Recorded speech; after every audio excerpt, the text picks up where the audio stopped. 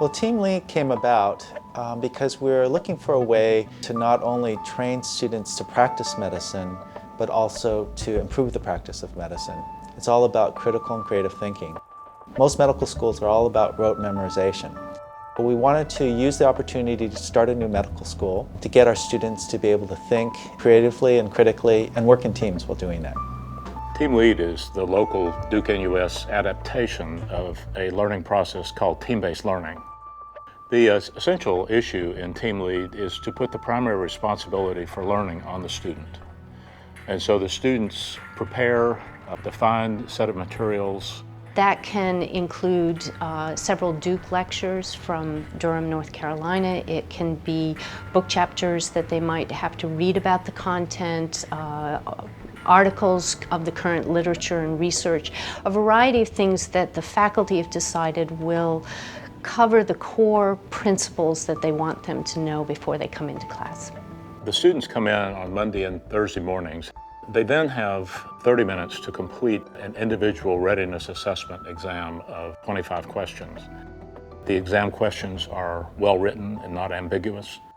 And so the students then are engaged then in a serious process of how much have I learned? And there's an element of individual responsibility. At the end of that 30 minutes, there's a very exciting event, which is when the students turn from struggling as an individual to then being able to talk with their teammates. And I never tire of watching this transition. Then the instant the clock goes, suddenly the volume goes very, very high, and they're all talking and discussing and really engaging with each other.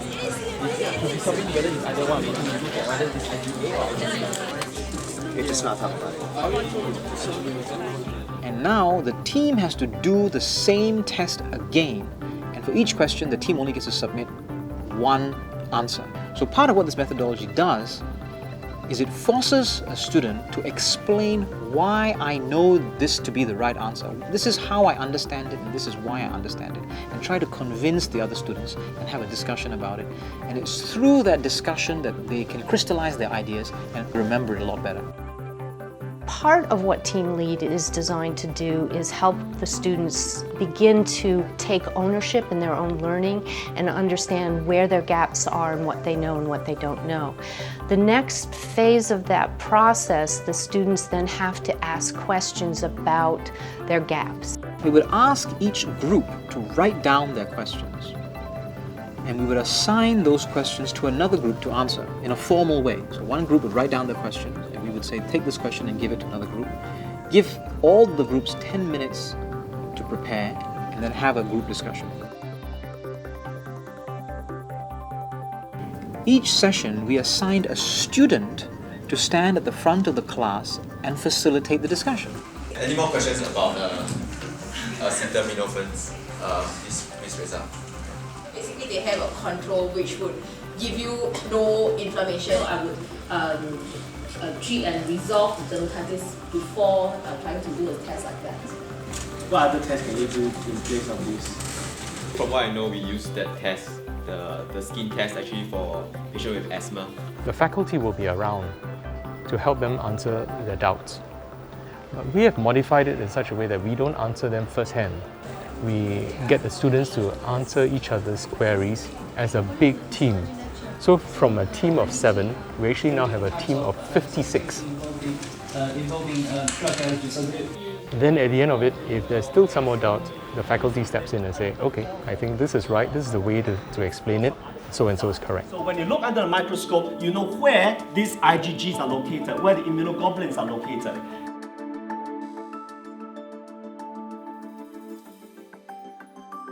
In the afternoon, the students go through a process called an application session in which they problem solve clinical cases, clinical scenarios based on the information that they've learned earlier. Right? And out of those, one of them has signs of all of them have signs of. And so the students are working through the case problem, the patient, the issues, the answers, and the faculty are working through the same problem. First of all, we're analyzing the problem.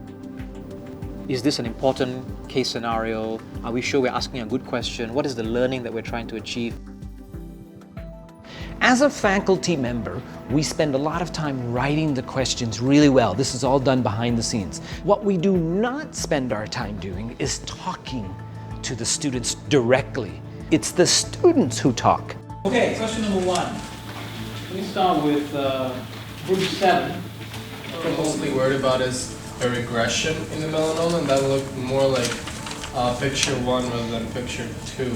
Let's say if we have a lesion like 2 and 3, but they recently changed in size, would you actually think that it might be a melanocytic melanoma? Because of the way the answers are to be derived at with the team dynamics, everybody in that team of 7 needs to agree on one common answer before they commit.